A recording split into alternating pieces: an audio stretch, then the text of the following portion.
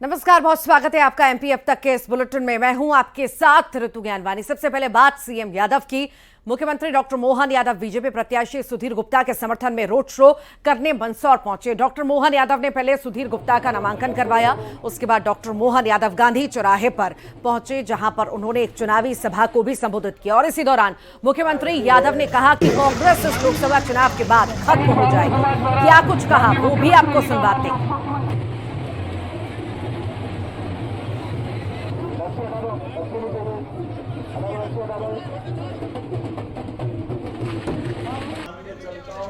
लोकसभा कांग्रेस का हमेशा हमारे बीच में से हर जगह हिंदुओं को अपमानित करने का मौका कोई नहीं खोया।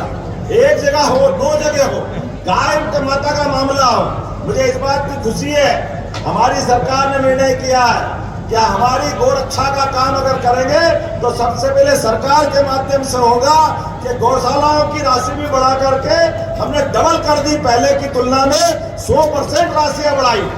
अरे गाय, गीता, गंगा, इनसे तो हमारी पहचान दुनिया में है। मुख्यमंत्री मोहन यादव खंडवा पहुंचे। यहां उन्होंने बीजेपी प्रत्याशी ज्ञानेश्वर पाटिल का नामांकन दाखिल कराया और इसके बाद रोड शो भी किया।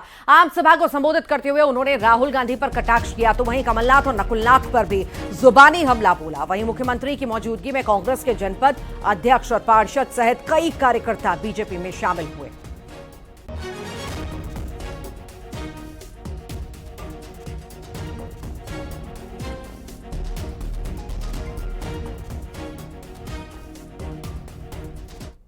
कांग्रेस के नेता पता नहीं कहां दिमाग, भगवान ने कौन सा दिमाग दिया इनको। क्या कहते हैं, कैसे कहते हैं, कैसा आश्चर्य लगता है। जिनकी खुद परनाना नाना जी 17 साल प्रधानमंत्री रहे, जिनकी अपनी दादी 17 साल प्रधानमंत्री रही, जिनके पिताजी प्रधानमंत्री रहे, उसके बाद भी लगातार इतने साल निकालने के बाद उनकी मम्मी ने भी पीछे से सरकार चलवाई और कागज तो आपने भी फाड़े पप्पू जी, लेकिन आपको अपनी गरीबों की चिंता नहीं आई, आपको गरीबों की परवाह नहीं हुई। और कितनी बेशर्मी से बोलते हैं, एक बार सरकार बनवा तो एक झटके से गरीबी दूर कर दूंगा। भैया तेरे पिताजी ने नहीं करी, दादी ने नहीं करी, पूरा खानदान तो हो गया, और क्या चाहिए। कब तक। लोकसभा चुनाव के दूसरे चरण से पहले एमपी में कांग्रेस को एक और बड़ा झटका लगा है। कांग्रेस के कई बड़े नेताओं ने हाथ का साथ छोड़कर बीजेपी का दामन थाम लिया। तो वहीं कमलनाथ के करीबी संदेश गर्ग और दतिया से करीब 100 कांग्रेसी बीजेपी में शामिल हो गए। सीएम यादव की मौजूदगी में बीजेपी का दामन थामा। मैं इस कार्यक्रम में आज पूर्व विधायक श्रीमान हरिवल्लभ शुक्ला जी का अभिनंदन करता हूं। अपने परिवार में स्वागत करने के साथ भविष्य में वो हमारे से जुड़ करके अपनी इस प्रदेश की सेवा करने के लिए, देश की सेवा करने के लिए जो वो सुझाव देंगे, काम करेंगे। और आपको समय समय पर अपने जिले में, विधानसभा में, लोकसभा में, अभी तो लोकसभा का मौका चल रहा है, हम सब मिलकर के अपनी अपनी बड़ी भूमिका निभाएं और एक नया इतिहास बन रहा है। छिंदवाड़ा सहित आपने देखा होगा कि हमने सबने देखा है, पहली बार बड़े महाराज अपने घर से निकलते नहीं थे, वो अपने मतदाताओं के बीच हाथ जोड़ करके वोट मांगने निकले। हमारे साथ दो और नेता हैं जिन्होंने हाल ही में अगर हम कहें बीजेपी ज्वाइन की है। गौरव शर्मा जी हैं जिन्होंने आज बीजेपी ज्वाइन की है, और राजेंद्र अग्रवाल जी हैं जो कि कमलनाथ की टीम के हिस्सा रहे हैं और बड़ा संगठन इनके साथ बीजेपी में आ चुका है। गौरव शर्मा जी हैं। गौरव शर्मा जी, आप तो सोशल मीडिया टीम से जुड़े हुए थे, कांग्रेस की बड़ी जिम्मेदारी निभा रहे थे, ऐसा क्या हुआ अचानक की छोड़ दी कांग्रेस? देखिए, अचानक कभी कुछ नहीं होता। कहते हैं ना, रघुकुल रीत सदा चली जाएगी, प्राण जाए पर वचन न जाए। प्रभु श्री राम जी के साथ जो ये धोखा कांग्रेस पार्टी ने किया है, सनातन धर्म के साथ जो धोखा कांग्रेस पार्टी ने किया है, ये असहनीय है। और मैं ही नहीं, इस पूरे संसार में यदि किसी में सच्ची मानवता है, कोई सच्चा हिंदू है, कोई सच्चा सनातनी है, तो वो ऐसे कांग्रेस पार्टी के निर्णय के साथ दोबारा कांग्रेस पार्टी के साथ नहीं रह सकता। मैं आपसे फिर कह रहा हूं, निस्वार्थ भाव से भारतीय जनता पार्टी ज्वाइन की है, स्वयं के भविष्य के लिए नहीं, इस देश के भविष्य के लिए, सनातन धर्म के भविष्य के लिए, और सच्चे हृदय से जुड़े हैं, स्वयं को समर्पित किया है, प्रभु श्री राम के चरणों में समर्पण करके इस भारतीय जनता पार्टी की सत्ता ली है। आज जो नेता जिन्होंने बीजेपी ज्वाइन की है, ये संगठन से जुड़े हुए हैं, सोशल मीडिया से जुड़े हुए नेता थे, और इसका बड़ा लाभ बीजेपी को मिल सकता है। खिलान सिंह के साथ प्रशांत कटारे, न्यूज 18 भोपाल।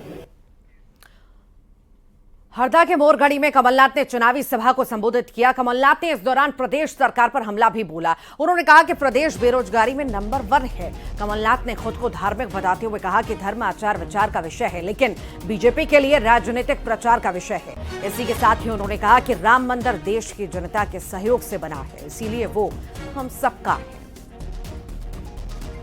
हम सब धार्मिक है, हमारी धार्मिक भावनाएं हैं, धर्म आचार का विषय है, हमारे विचार का विषय है, पर राजनीतिक प्रचार का विषय भारतीय जनता पार्टी ने इसलिए बनाया। ये राम मंदिर की बात करेंगे, जैसे राम मंदिर का पट्टा इनके पास है। राम मंदिर तो आपके चंदे से, देश के चंदे से बना, ये राम मंदिर आपका भी है।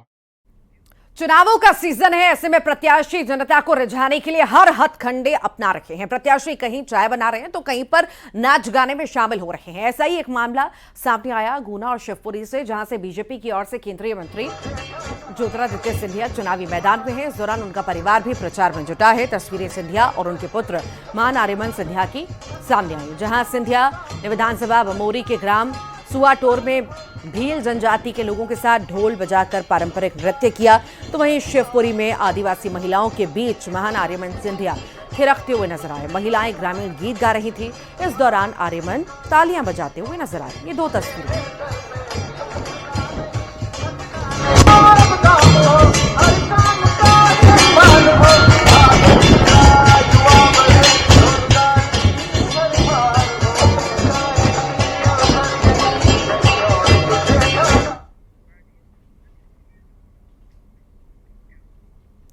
तो वहीं केंद्रीय मंत्री ज्योतिरादित्य सिंधिया के बेटे महान आर्यमन चुनाव प्रचार में जुटे हुए हैं और इसी क्रम में महान आर्यमन ने शिवपुरी में युवाओं से संवाद किया और जिम में एक्सरसाइज भी की।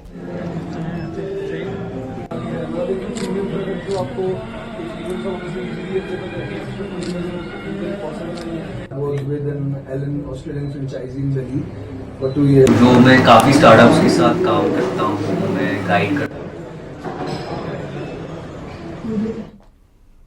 खंडवा में कांग्रेस प्रत्याशी नरेंद्र पटेल ने शुभ मुहूर्त का नामांकन शुभ मुहूर्त में दाखिल कर दिया और इसी दौरान पूर्व मंत्री सचिन यादव, भीकनगांव विधायक जुमा सोलंकी, पूर्व विधायक राज नारायण सिंह मौजूद रहे।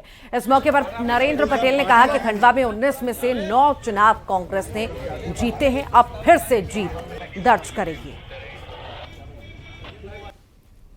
400 पार के नारे की हवा उसी तरह निकलने वाली है जिस प्रकार से 2004 में इंडिया शाइनिंग और फील गुड का नारे का हवा निकालने का काम हुआ। भारतीय जनता पार्टी जिनकी 10 साल से केंद्र में सरकार है, जिनकी 20 साल से मध्य प्रदेश में सरकार है, जो पुरानी गारंटियां उनने दी थी, उन गारंटी को क्या हुआ, देश की जनता और प्रदेश की जनता ये सवाल कर रही है। जबलपुर में जिला निर्वाचन अधिकारी ने 2 मतदाताओं के खिलाफ मतदान प्रक्रिया की गोपनीयता भंग करने का मामला दर्ज किया। जानकारी के मुताबिक भाजपा के पूर्व नगर महामंत्री और वर्तमान में प्रदेश कार्यकारिणी सदस्य जमा खान और भाजपा अल्पसंख्यक मोर्चा के जिला अध्यक्ष उवेश अंसारी ने वीडियो वायरल किए थे, जिसमें वे ईवीएम का बटन दबाते हुए दिख रहे हैं। इन दोनों ने अपने अपने सोशल मीडिया अकाउंट में वीडियो वायरल भी किया था।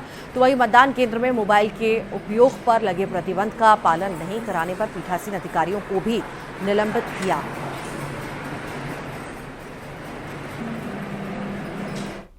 जिसमें कि उन्होंने पोलिंग बूथ के अंदर जाके उसका वीडियो रिकॉर्ड किया था और मत की जो गोपनीयता उसको भंग किया था।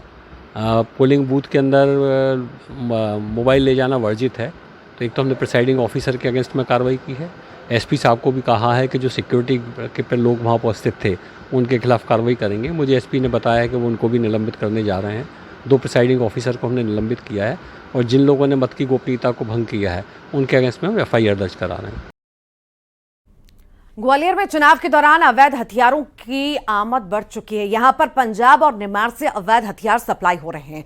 ग्वालियर क्राइम ब्रांच ने चेकिंग के दौरान कार से जा रहे इनामी तस्कर को गिरफ्तार कर उसकी कार से 6 पिस्टल बरामद की। पकड़ा गया तस्कर पंजाब और मध्य प्रदेश के निमाड़ इलाके से हथियार लाकर ग्वालियर चंबल अंचल में खपाने का काम कर रहा था। क्राइम ब्रांच पुलिस आरोपी से नेटवर्क के बारे में पूछताछ कर रही है।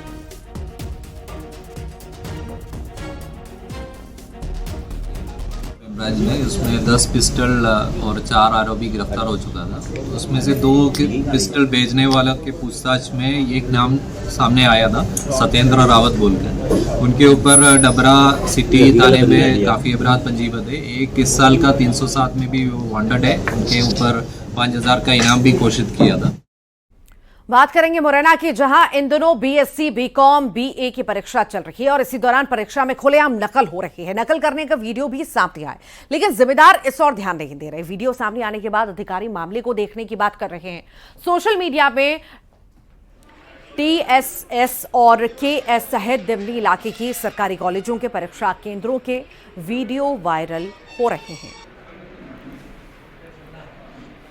नहीं है, 2-4 कॉलेजों की शिकायत कुछ दिन पहले हुई थी, उसमें कड़ी हिदायत दी गई थी, तो संभवतः उन्होंने परीक्षा का डेट बढ़ाया था और एक आध कॉलेज के सेंटर भी बदले गए हैं जहां तक। लेकिन आपके द्वारा कहा जा रहा है कि अभी भी कुछ जगहों पर नकल हो रही है, तो प्रशासन कार्रवाई करेगा, मैं स्वयं कार्रवाई करूंगा।